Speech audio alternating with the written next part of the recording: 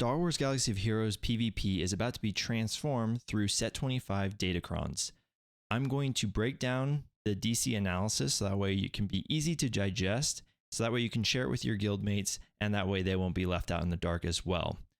If you want to leave a like, that would help out the video, and leave a comment as well. That would definitely help get out into the reach of the YouTube algorithm. But without any further ado, let's go ahead and talk about Set 25. So the first thing I like to do in these, haven't done them in a while, but is talk about our different stats that we have going here. So with this, we can talk about how, with this kind of totaled up, we can see where the big stats are going. So right off the bat, we're seeing a ton in armor penetration. So you can get all the way up to 440% there. You can also get up to 320% potency, and then 210% tenacity, and then 210% of crit damage. And then the final ones are your health, protection, and crit chance at 120%. Now, my personal opinion is I always like armor penetration. You never know what next set is going to be, especially if there's a defense set in there. Then this armor penetration will help counter the next set that we get after this one. The other thing, though, that I would say is that with this being a bulk cron, you can never have too much health or protection. And a lot of kits are built around health and protection. So those ones are the ones that kind of go out for me. The potency and tenacity are a little bit hit or miss for me. It really depends on the kits. Okay, so let's go through the basics of this set. So the most important thing for me here and for this set is the level 6s. We are back into role specific level 6s. So we're going to need to change up our strategy a little bit. And maybe some of this is how you have been doing it before, but I am personally going to upgrade to level 3. At the level 3 is something that I find adequate, which I will go into later. Then I will upgrade it to level 6. Once I need to determine what role I need to fill, at the beginning it's going to be all of them, so I won't really care too much. And if it's something that I need, then from there I'll upgrade that level 6 into the level 9 to kind of lock that role. And then what I will do from there is I will actually go back to level 6 and re-roll that one. Now, this is a bit different from at least my memory, because I think before there was no real lock between what could be support, what could be tank, what could be not, between like level 9s and level 6s. That's how at least my memory's putting it, but I don't remember if that's exactly right. But for instance, if I want something like 5s is level 9, what I'm going to do is I'm going to upgrade to level 3 and hope that I get a 15% health and protection for light side allies. If I get that, or on my initial rolls, when I get that, I will kind of earmark that as, hey, this is a potential 5s cron for me. So then I will then level it up to level 6, and then hopefully it hits tank. So long as it hits tank, no matter what the level 6 is, I am then going to upgrade it all the way to level 9. Again, the hope is that it will hit a level 9 5s. But if it does not hit level 9, that's okay, because again, the biggest thing is level 6. So we will then go back and then go into re-rolling the level 6, so that way I get the long text. And then if I have any other re-roll mats, or if I need to change out a stat that I just think is not adequate enough, then that's when I will go back and kind of fix up the rest of that. But with that being said, the level 6 re-rolls are going to be at a premium. And so because of that, me personally, I probably won't be re-rolling for stats or anything like that. I'm really going to limit the re-rolls that happen. So it's important to kind of get off on the right foot, I think, with those level 3s and then moving on up.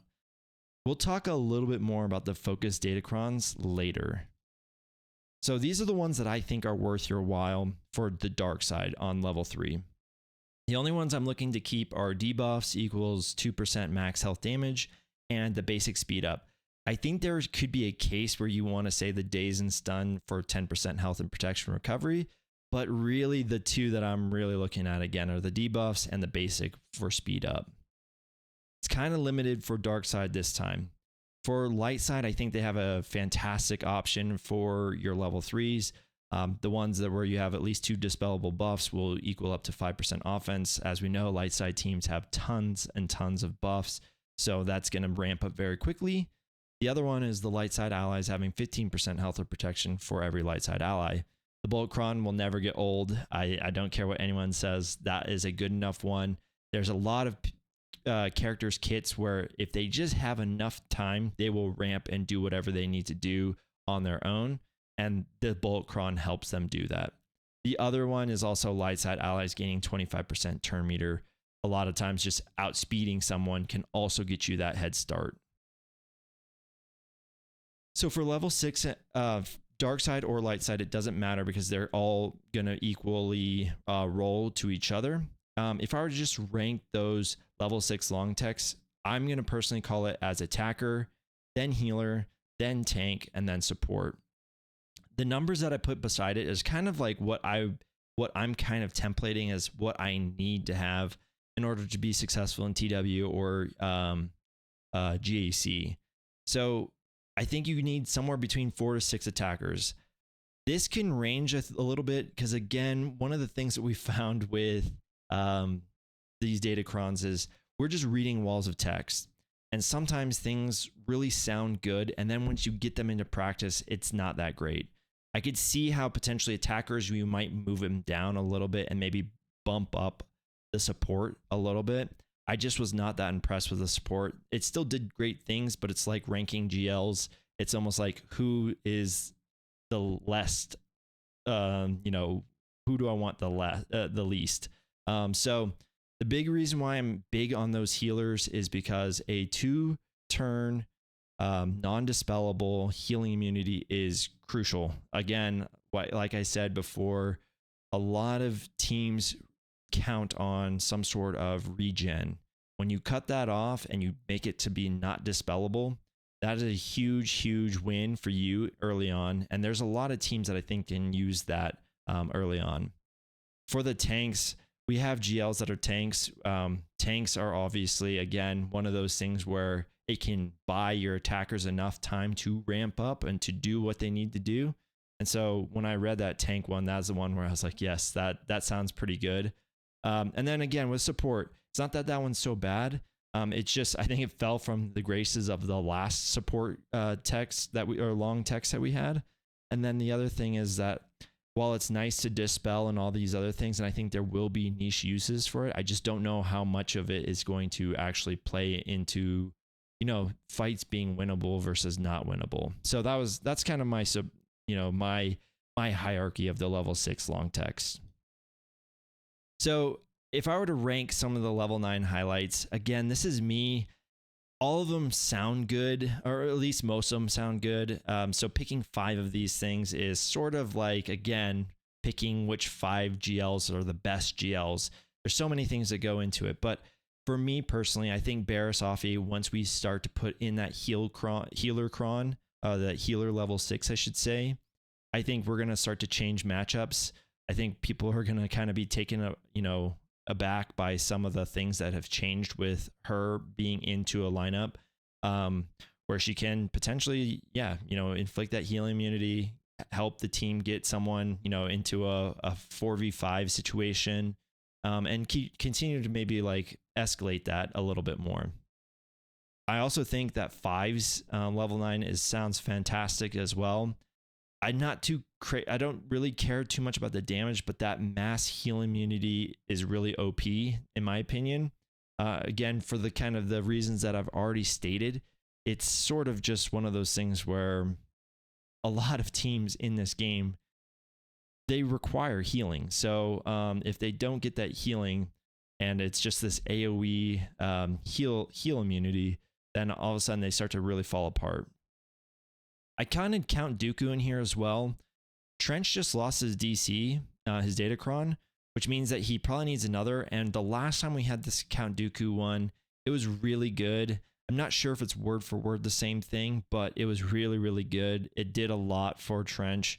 And the fact that he still is kind of going on this is actually fantastic for me. So I actually love this one.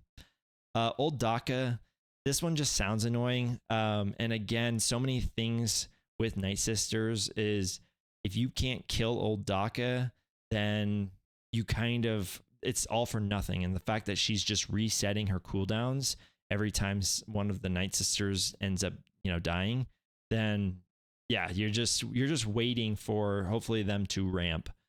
So I think you could probably finagle a lot of things with AI to get that done. Now this is one you can't really see it; it's behind me, but Jedi Counselor, or Consular, he's here to counsel us. So it just looks really good, and again, it reads really well. I just don't know if that's something that I want to have on my relic list right now, because he's, I think, at a gear 13 or something like that. So me personally, like, it sounds really cool. It looks really cool. Again, depends on how the words transfer over into the game. Might not really even be that good, but I could see it. I could see how that would be another one of those things where when you see it, like on a stream or something like that, you'd say, man, that one's really, really strong. Okay, so here's, I think, the big crux of this set for me personally is the question of, are Focus Datacrons worth it this time around? They read as strong, so I want to get that out of the way. They read as really strong. The numbers that they throw at you, the 200%, the 500, I don't know if there's a 500%, but there's all these other things, right? Like the mass fear, all these other things that they keep throwing out there. They sound really, really cool. And in some cases, I think they're going to be very, very strong. But for me, it's more of a question of opportunity cost. Some of those characters are also very pivotal characters inside of our current meta, right? If you're talking about a Nihilus, for instance, can I still do what I need to do with Traya if there's no Nihilus? Yes or no, maybe, depending, like, do you think that I can potentially kill a Queen Amidala team without Nihilus? I think you're probably going to time out, because it's already a timeout feature. And like, honestly, the only thing that helps you is Nihilus starting to annihilate, punch people in the face. That's why I think that this is going to be one of those things. Can Leia still kill an Ahsoka Tano, GL Ahsoka Tano, without R2? Again, I don't know, right? Like, if you don't have smokescreen and you can't force someone to hit Jin as much as possible, does that fight now go a little bit sideways? So the question then becomes, okay, so I'm just named two characters there. Like, we'll just even name the third one, Rex. Can 501st operate without Rex, without that speed boost, without his 4-turn kind of semi-annihilate, right? And the question then becomes, well, okay, if I lose those teams, or if I lose some status with those teams, is Rex punching higher than Leia? Is that Datacron gonna help my Rex team punch higher than Traya and Leia and 501st, right? Those are the questions that I'm asking. So I think at the end game, it's going to be a little bit more of if you get it, then it's more going to be a statcron. Again, we'll see how it all plays out, because we're just reading text. They sound really good, but I think mid-game, these can be absolutely game-changing, right? Where you don't have a Leia, but you do have R2, or maybe your Relic Traya was a Relic 3, and Relic Delta has kind of pushed you outside of being in a comfort zone to using that Relic Traya. Maybe now your Nihilus has a home, and it can shift over to being underneath this Rex lead, team, or whatever the case is. So what I mean to say by this is it's going to depend, right? I think it's going to depend where you're at. This could be a really nice slot for some of your characters that maybe have been shifted outside of where they were, right? Especially because they're throwing out numbers like 200% defense and all these other things, right? On top of that, on top of the stats they're giving you just flat with the DC.